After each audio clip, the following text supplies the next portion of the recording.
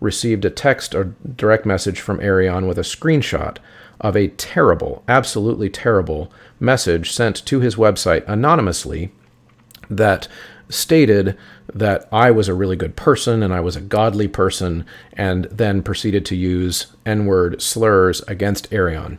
So let me just start there. That is despicable. Racist thing to write, and I denounce it as strongly as Arreon is denouncing it. Whoever wrote that is not a friend of mine.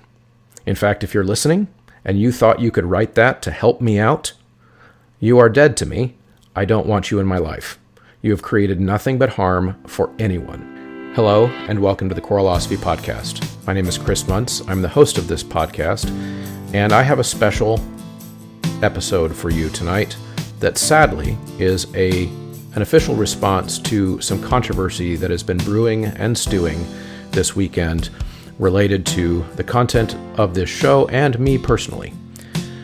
So I plan to keep this as short as possible, addressing what I see as three categories of responses and criticisms of the show.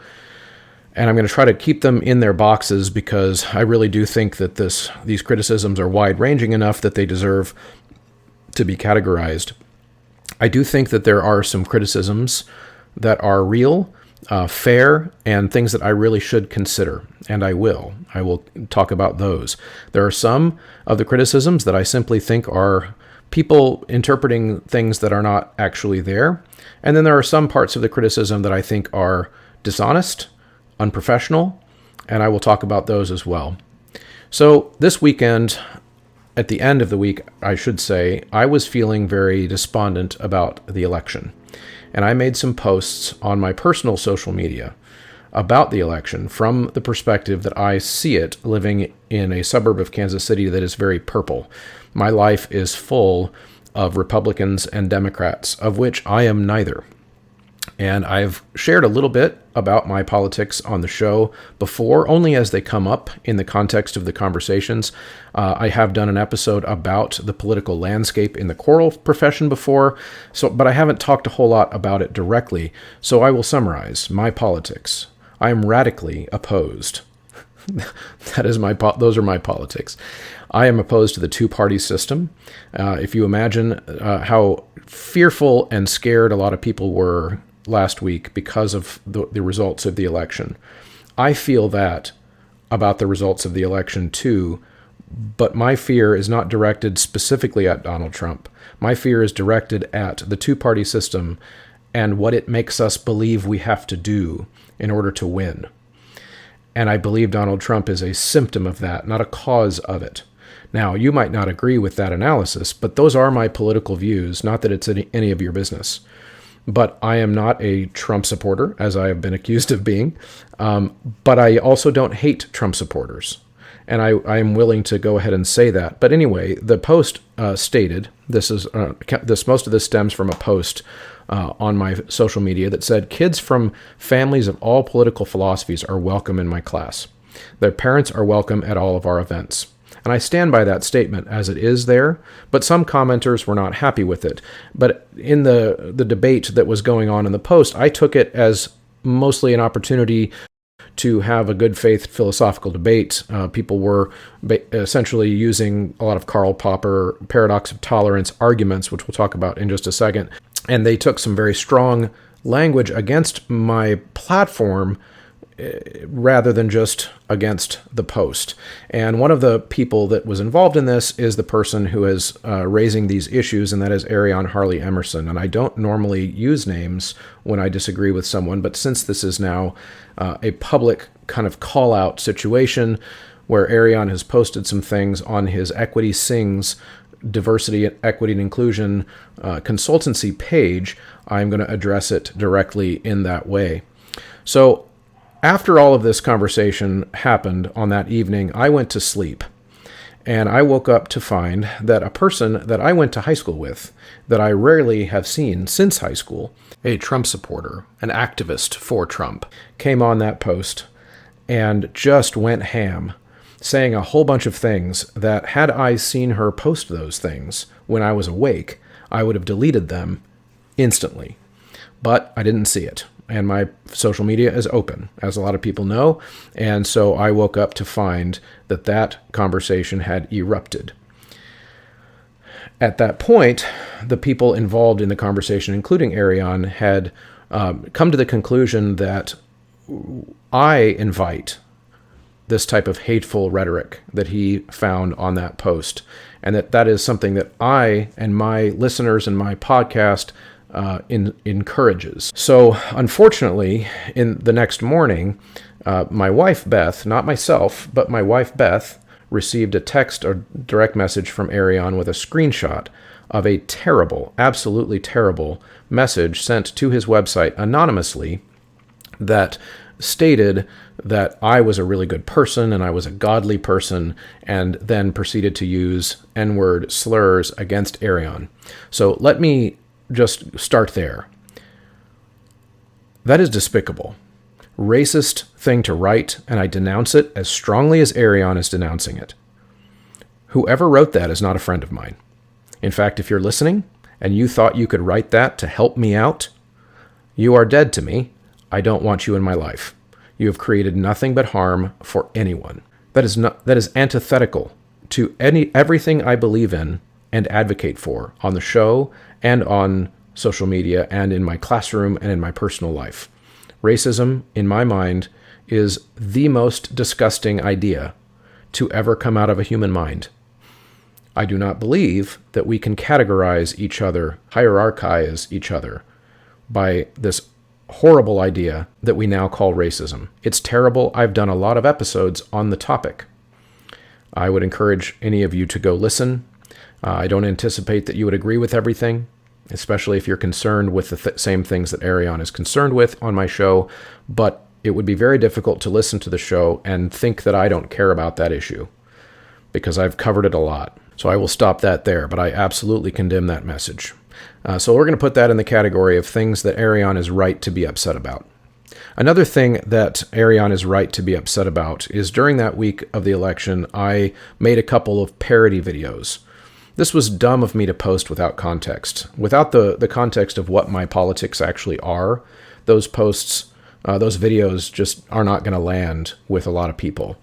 Now, my intention at the time was to make fun of the two-party system, of which I am a huge critic, a vocal critic, because I think it causes harm and causes bad incentives and also causes bad behavior for people on both sides of the political spectrum, and I see it all the time. To me, I'm not super interested in which side's worse.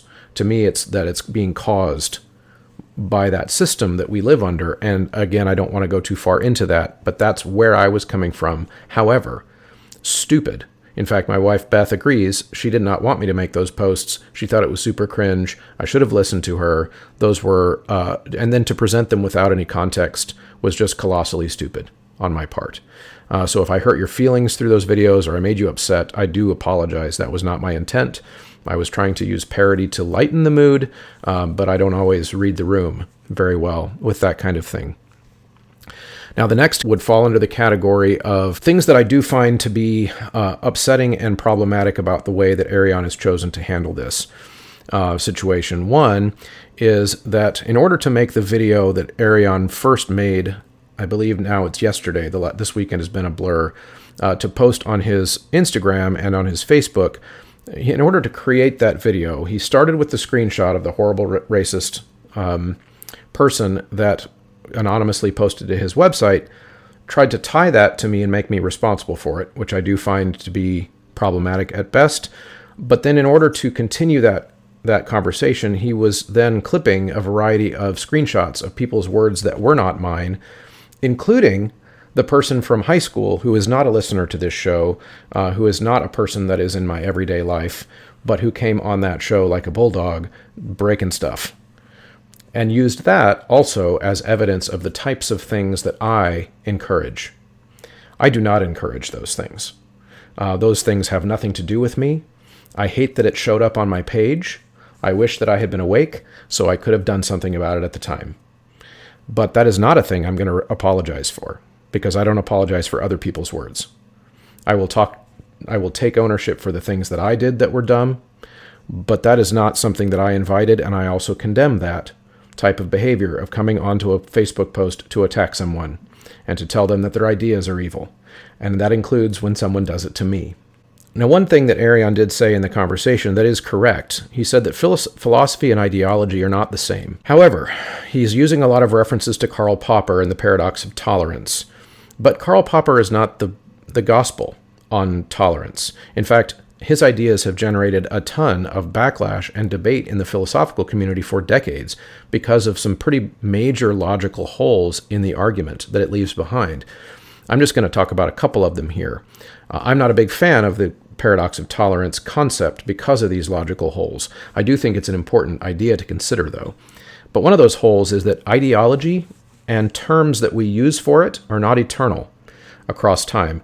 Political parties, the ideologies that they align with, are not eternal. So imagine this. The things that we now, if you're my age, 45, the things that we call conservative and liberal in the United States today are not the same as what they were 20 years ago. Those words, conservative and liberal, don't mean the same thing today in other countries as they do here. So one of the problems with that idea of, I'm not going to tolerate certain people of certain ideologies, which was the purpose of my post, is a terrible framework because those ideologies are shifty. They shift like sand. But that also includes the term Nazi.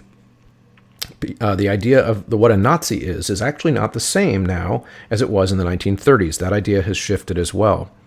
So many believe, as do I, that we cannot simply deem an ideology by name as hateful, because ideologies are shifty, as I said.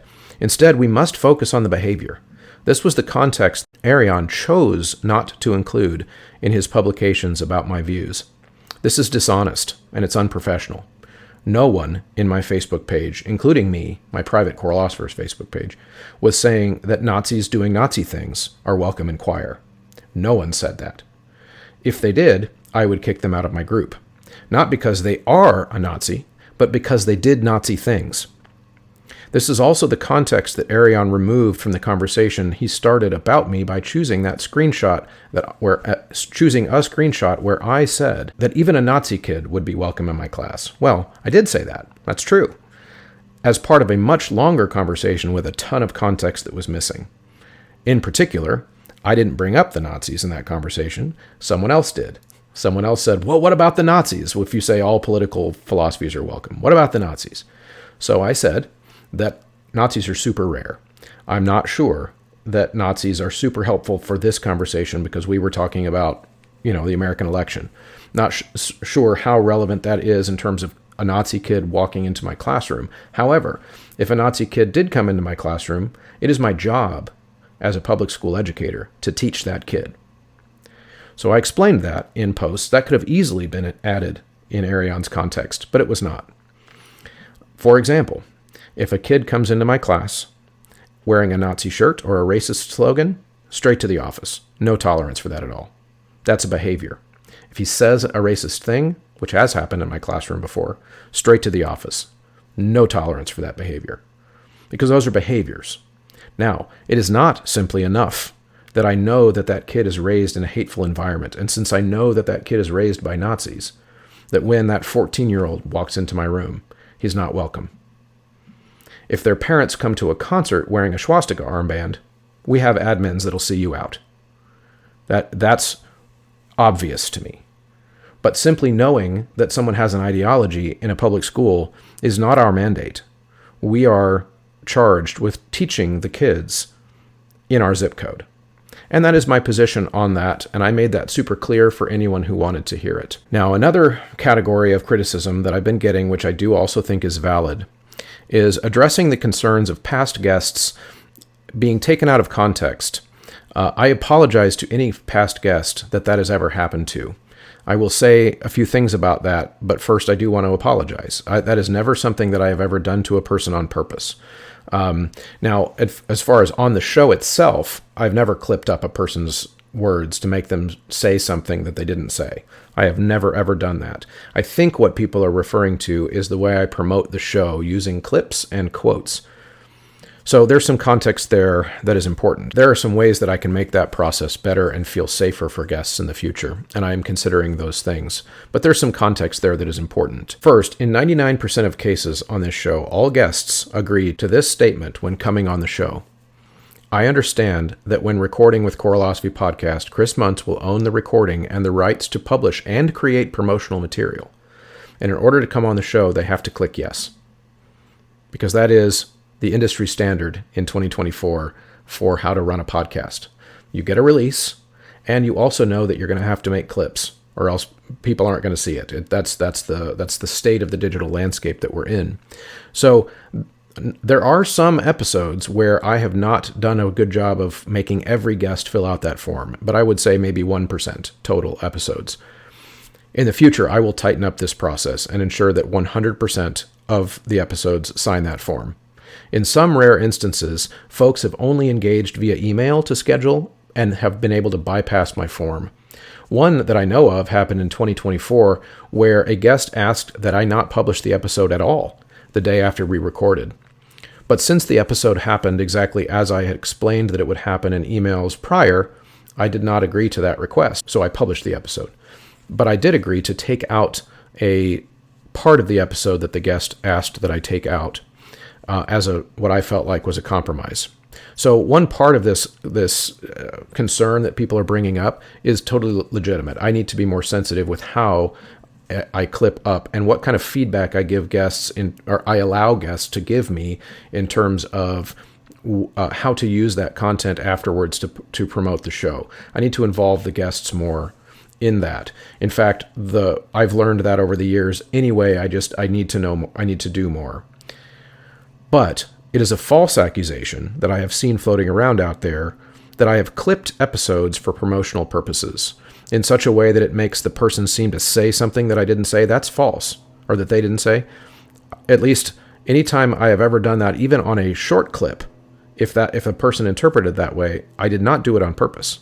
I can actually count on my hands the number of times, on one hand, in 5 years plus, that a guest has actually expressed a concern at all with a post after an episode. In each case, I immediately took it down or changed the verbiage to make them happy. The rest that are feeling that way kind of just expected me to know. So I'm going to take ownership of that because I do understand that some people are not confrontational like I am. I need to understand that not everyone is like me and would feel comfortable sending an email saying, "Hey, Chris, I do not like the way that graphic framed my quote," or "I don't like that clip from that part of the episode. Could you take that down?" I need to be intentional about asking people for to say, "Hey, do you want to make sure that you get to have some input on all these? In which case, I will drop the potential promo material in a Google folder and let you see it before I post it." That does make it more work for me, but I realize that's necessary. And I think in our modern landscape, that totally makes sense. And people could say, "I don't care, I trust you," but other people might not, and that's okay too, because I want people to feel safe. So finally, to the audience members of the Choralosophy podcast and the ones that are members of the Choralosophers Facebook page, I do have to sadly tell you that you are also under attack. And I find this to be terrible, but I have a screenshot of Arreon posting on his stories that he has screenshotted the Choralosophers Facebook group and made a comment that indicates that he wants to know the names of every person who is a member of the Choralosophers Facebook group. Now, I do believe this crosses a line. He is threatening 2,700 colleagues with an outing of some kind, while telling other people in various chats that I'm getting screenshots from friends about that he's not trying to cancel me or anyone else. Well, then why does he want a list? That would be my question.